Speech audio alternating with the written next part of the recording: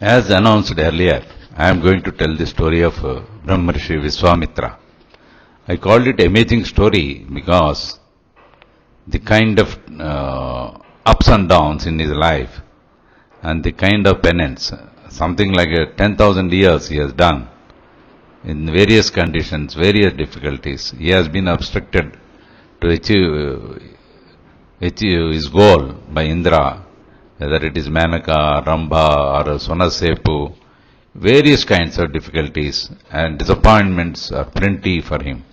But the tenacity and the kind of determination has brought him what he richly deserved over the years. In this process, he lost his sons, he lost his prestige also, and he spent all his the fruits of his penance, tapasya. All that he has lost.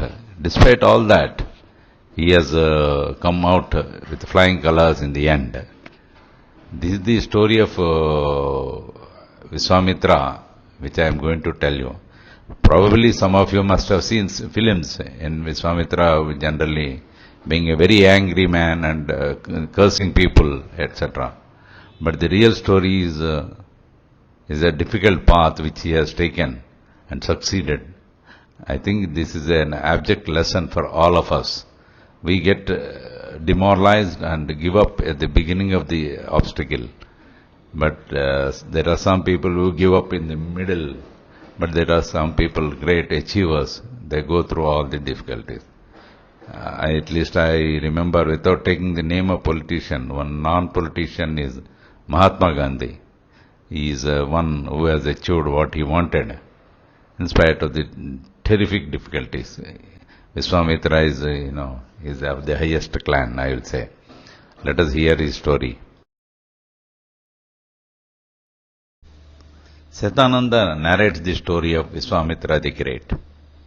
Let us hear about Viswamitra. Once he came to King Dasarath and asked him to send Rama to save his yajna, which was being spoiled by Maricha and Subahu.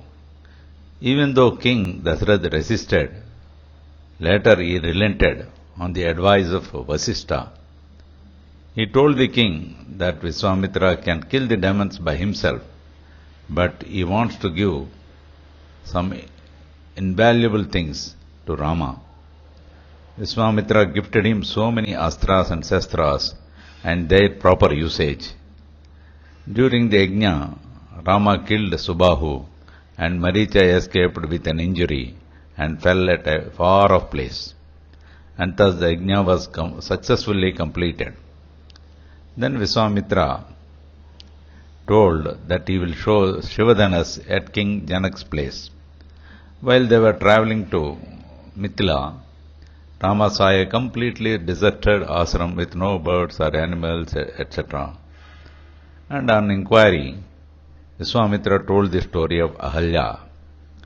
As soon as Rama entered the compound, she came back to life and joined her husband, Gautam. As they entered the King Janak's place, Satananda, son of Gautam and Ahalya, and also Rajpurohit of King Janaka, came to know that his mother got released from the curse and she joined her husband, Gautam. So he profusely thanked Rama. He told Rama that he was lucky to be under the tutelage of Viswamitra and will narrate the story of this Brahmarishi and looked at Viswamitra for his assent, for which he smiled. Rama, Viswamitra was born as a Kshatriya and became a Brahmarishi, and I will narrate the story about his arduous journey.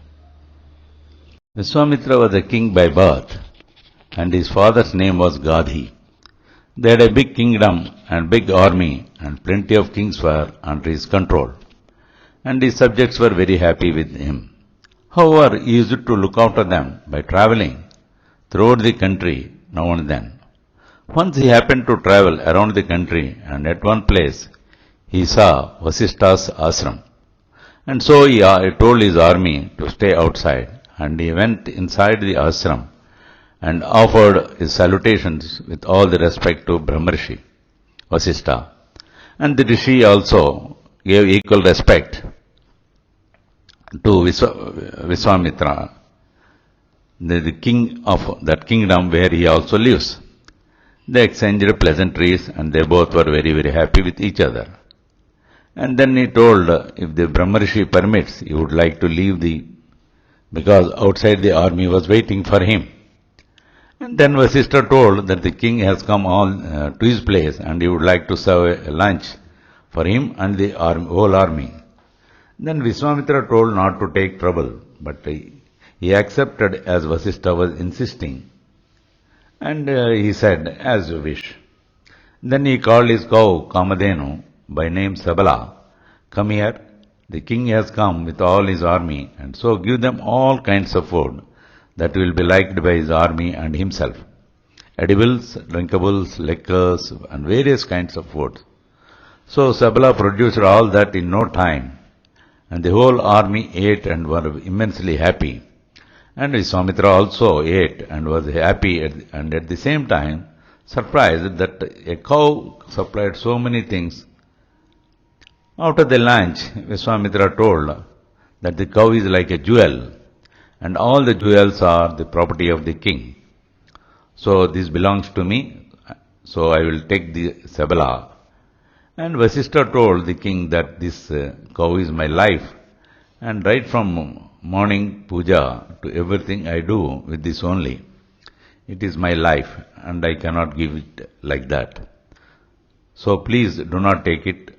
But Viswamitra, being an arrogant and slightly proud man, he called his army and asked them to take the cow. They pulled it by force. After a few minutes, it wriggled out of them and asked Vasishtha whether he had given her to Viswamitra. And Vasishtha told that he, being the king, is taking you by force. And Sabala told that it will protect herself. And she asked for Brahmabala, that is Brahmin power, from Brahmarshi. And with that she produced an army from her Amba, the calling sound, Adar, etc. And they were completely destroyed Vasishtha's army and his 100 sons. And Viswamitra was totally defeated, and he was crestfallen, and he was surprised how a cow could do like this, and his arrogance was hurt, and went away with vengeance. Then he turned his anger and disappointment into a tapasya. For 1,000 years he has done that penance, and after 1,000 years Shankara appeared and asked Viswamitra, what do you want? You have done a great tapasya. He said, I want to complete Dhanurved with all the intricate things, and all the arms should be under, astras, shastras should be under my control, and I should be able to use them whenever I want. He said, okay, done. Then he was very happy that he got all the arms. So he started towards Vasishtha's ashram. Viswamitra directly came from Himalayas and started throwing powerful arrows. And there were thousands of rishis who ran helter-skelter, and the animals ran away, and the whole thing was in pandemonium. Vasishtha came out and saw that the chaos was created by Viswamitra. Then Vasishtha took his Brahmadanda and all the astras like Indra, Varunastra, Brahmastra, and everything that he has thrown were absorbed by the Brahmadanda. And then Viswamitra realized that Brahmin power is stronger than Kshatriya power. Viswamitra came to south and he prayed for 1,000 years. Every time he undertook a penance, it was nothing less than 1,000 years. Brahma called him Rajarishi, and he was totally disappointed as his penance of 1,000 years has just given him Rajarishi. And he couldn't do anything as Brahma disappeared immediately. At the same time, there was a king named Trishanku, and he was forefather of Sri Rama. Once he expressed a desire to go to heaven with the same body to his Kulguru Vasishtha. He admonished him. Disappointed with his Guru, he went to Guru's sons and told what had happened, and they told, when our father cannot do, how can you think that we can do it? Don't have such ideas. He was very much disappointed and told that he would search for another Guru. And that has triggered their anger and told that there cannot be any other Guru for Ikshvaku clan. And they cursed him to become a Chandal. And the next day morning he became a Chandal, and his ministers and subjects ran away on seeing his black, thick-skinned body full of ash and wearing bones. He was disappointed and went to Viswamitra and narrated all his story. Viswamitra was very sympathetic to him, to Trishanku, and wanted to avenge his defeat against Vasishtha, and he got an opportunity. He spent all the fruits of his 1,000 years of penance to send Trishanku to heaven.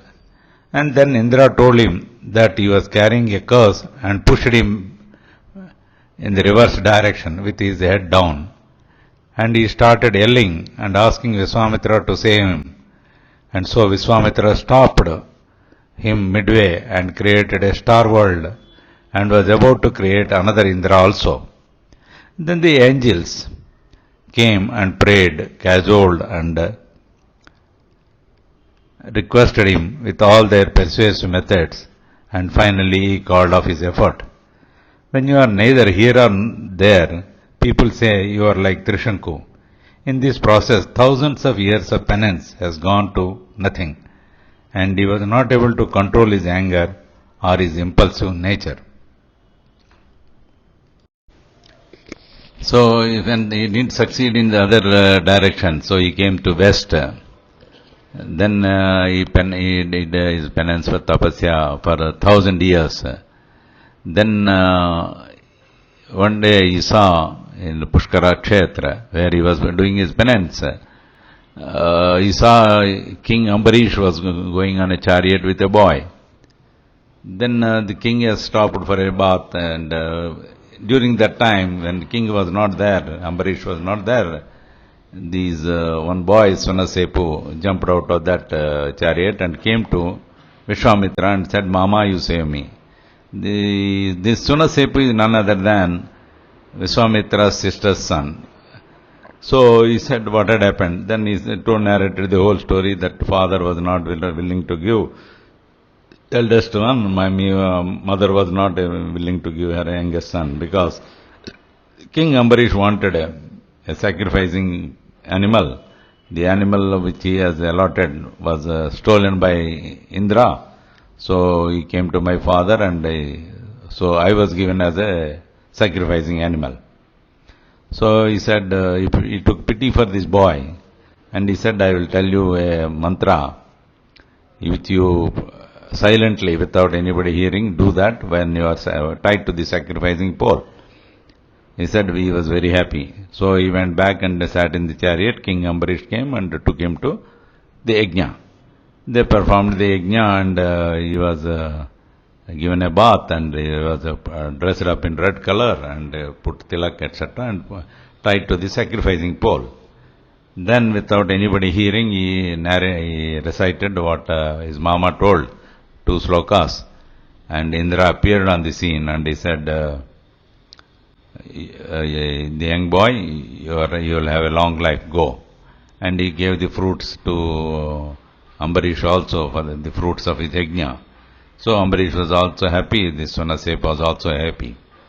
After that, he did for, then he realized that his penance was disturbed because of this incident. So part of it also was sacrificed for his nephew. So again he started sitting, and he did for 1,000 years. Then he became a rishi. He was neither happy nor unhappy, became a rishi. Okay. He has no chance to speak to Brahma. Just he called him rishi and gone. So what he can do, he cannot do anything. He kept quiet. While he was in west, in Pushkara, one day, Menaka came for a bath, and she took bath in the river, and our Viswamitra saw Menaka. He fell in love with her. He was hit by Manmadha.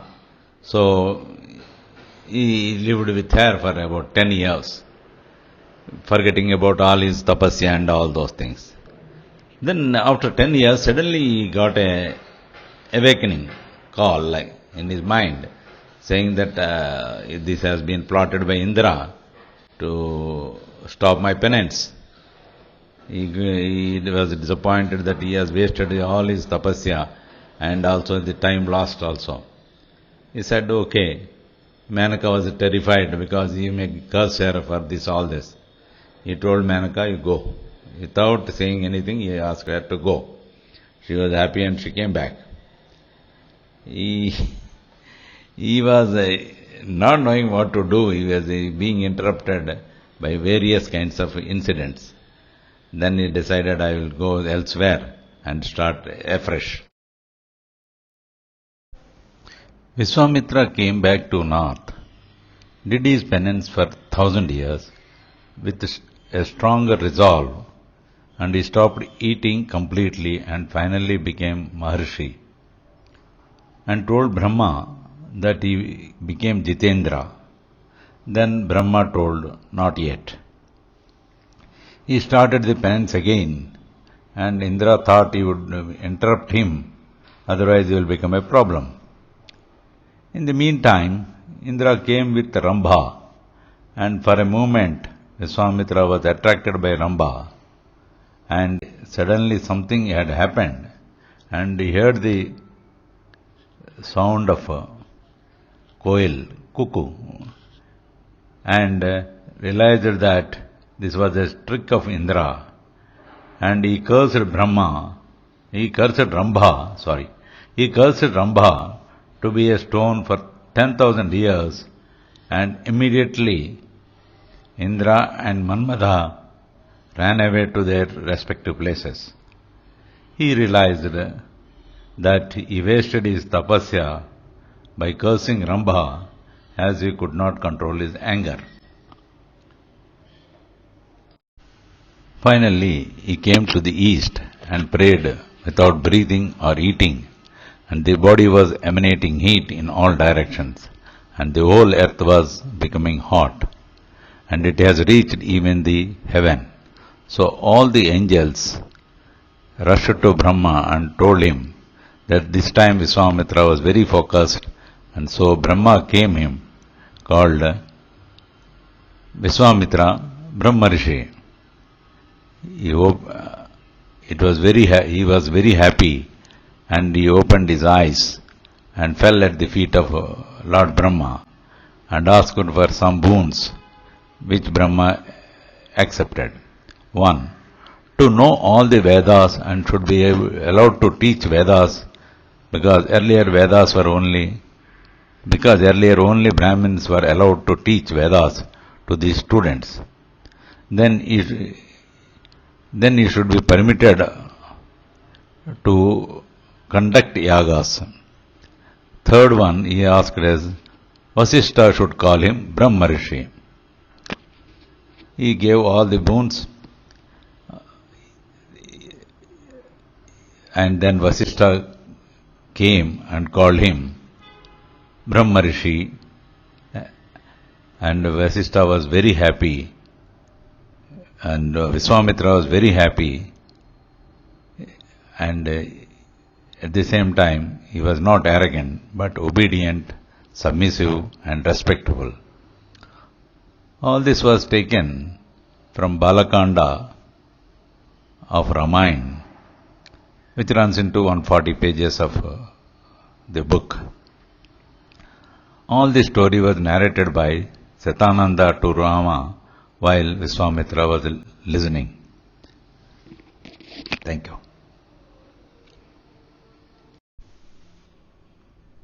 There is another story which is taken from Guru Charitra translated into Telugu by Bhogeswara Sharma garu.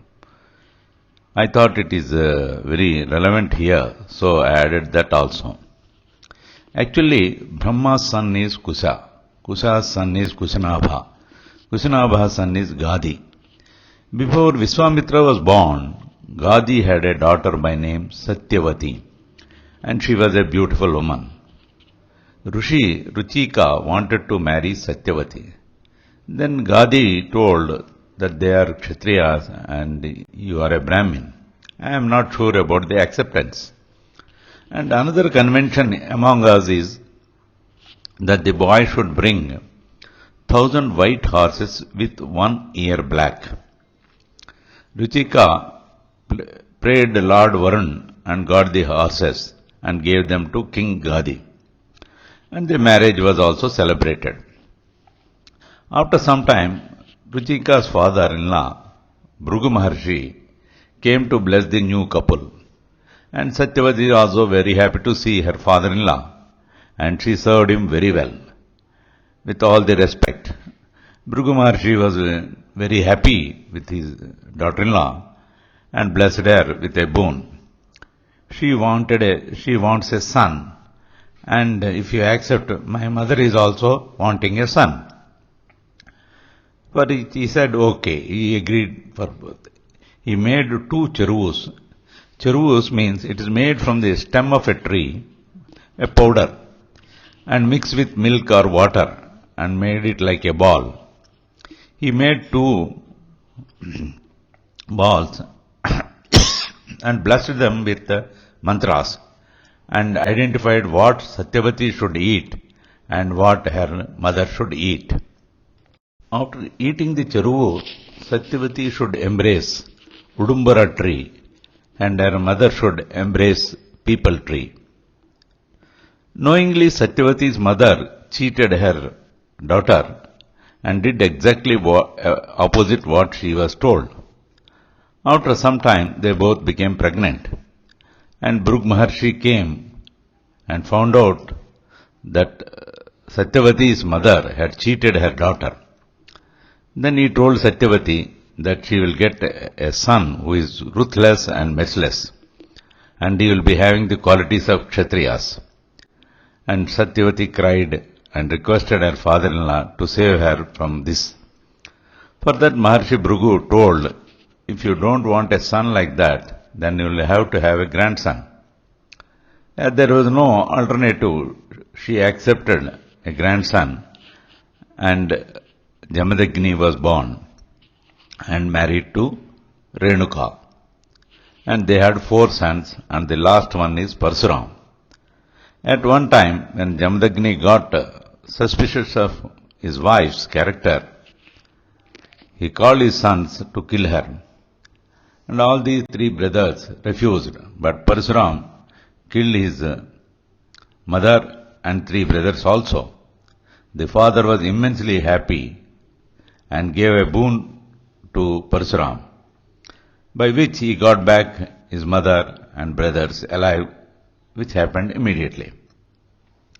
Parsuram was an angry man, and when his father was killed by Kartavirya Arjun's sons, he killed all of them and then went around the earth 21 times and killed all the Kshatriya kings.